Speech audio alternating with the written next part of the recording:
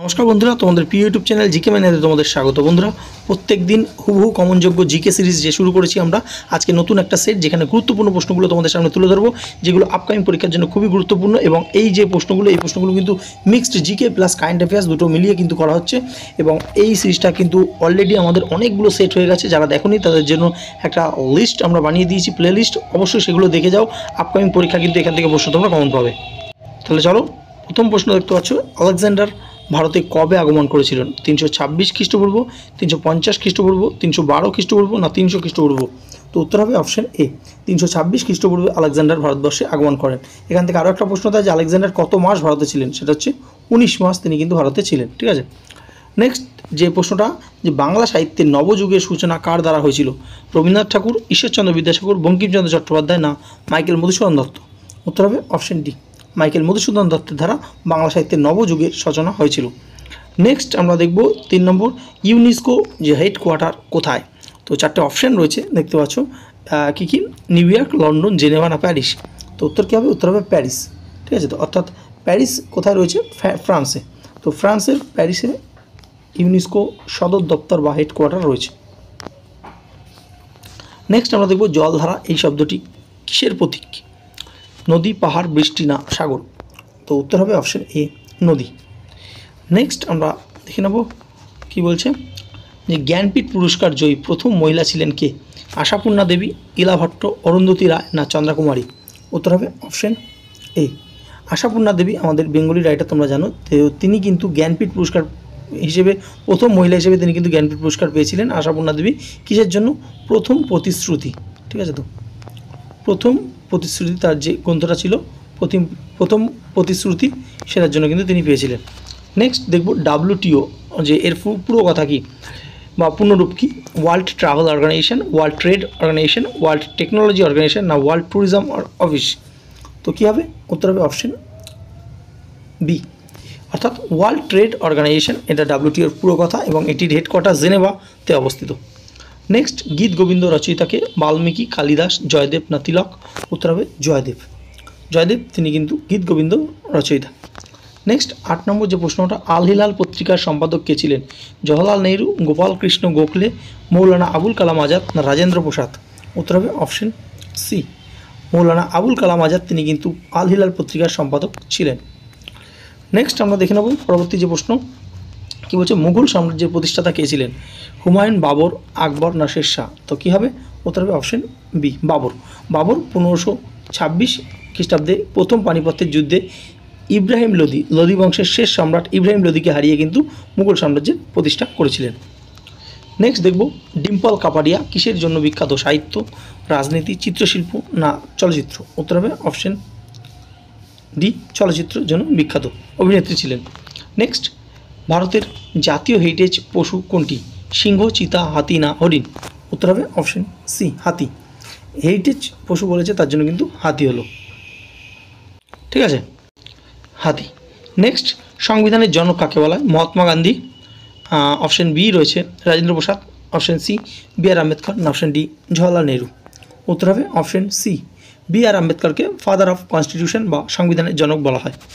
Next 13 নম্বর যে প্রশ্ন দেখে নেব, পানিপথের প্রথম যুদ্ধ কাদের মধ্যে হয়েছিল? দেখো, এটা অলরেডি আমরা আলোচনা করে ফেলেছি, এক্সট্রা ইনফরমেশন। তো আকবর, হেমচন্দ্র, বাবর, ইব্রাহিম লোদি, শাহজাহান না আওরঙ্গজেব না হুমায়ুন না শের শাহ? তো প্রত্যেকে জানি, কি বললাম, বাবর এবং ইব্রাহিম লোদির মধ্যে পানিপথের প্রথম যুদ্ধ হয়েছিল 1526 খ্রিস্টাব্দে। ঠিক আছে, নেক্সট আমরা দেখে নেব যে সাঁতারের সঙ্গে যুক্ত ভারতীয় অলিম্পিক তারকা কে ছিলেন? মাইকেল ফেলপস, সজন প্রকাশ, নিখিল পিল্লাই না অভিষেক ভাট? তো উত্তর হবে অপশন বি, সজন প্রকাশ। তিনি কিন্তু সাঁতারের সঙ্গে যুক্ত ছিলেন এবং ভারতীয় অলিম্পিক তারকা। নেক্সট, জলদস্যু মুক্ত সুন্দরবন অভিযান, এটা কবে শুরু হয়েছিল? 2016, 2018, 2014 না 2015?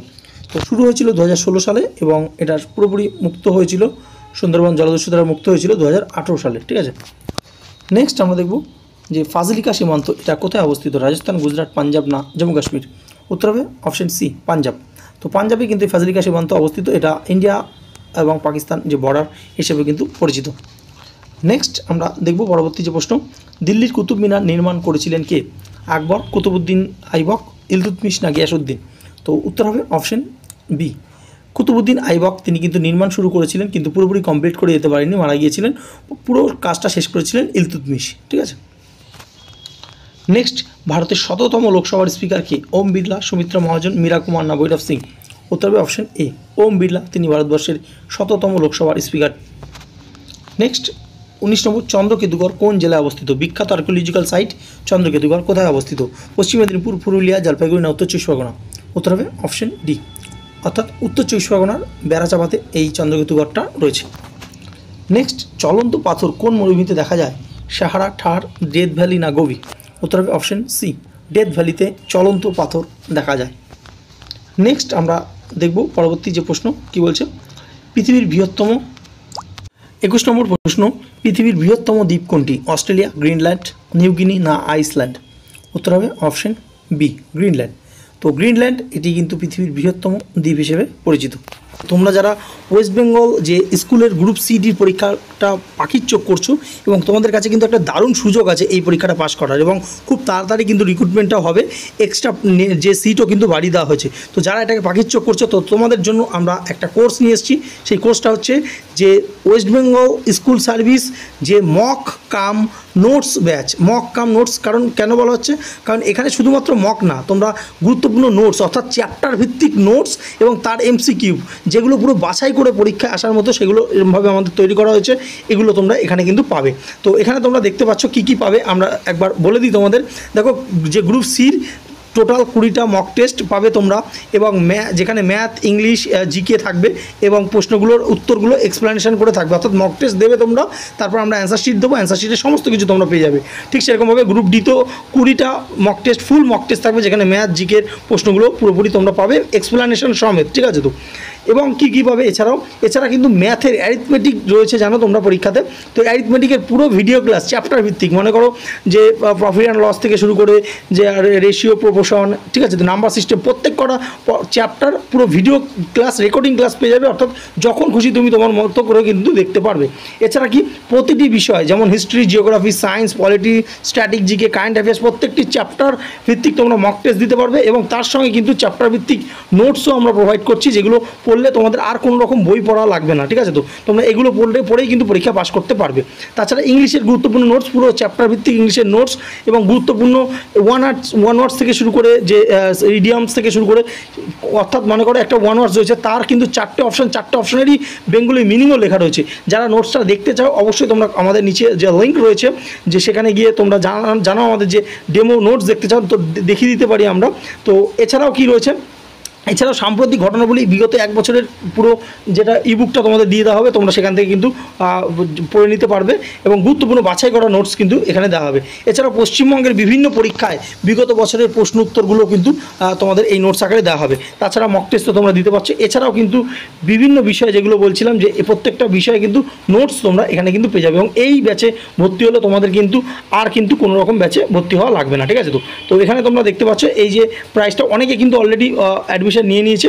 তো এখন কিন্তু এটার প্রাইস রয়েছে 899, কিন্তু এখন অফার প্রাইস চলছে 499। একবার ভর্তি হলে পুরো পরীক্ষা আগে পর্যন্ত এই ক্লাসটা হবে। ঠিক আছে, তো এবং যারা অ্যাডমিশন হতে চাও, এই নম্বরে তোমরা হোয়াটসঅ্যাপ করতে পারো। ঠিক আছে, পরবর্তী যে প্রশ্ন তোমরা দেখতে পাচ্ছ, যে নোবেল পুরস্কারের সূচনা হয়েছিল কোথায় হয়েছিল?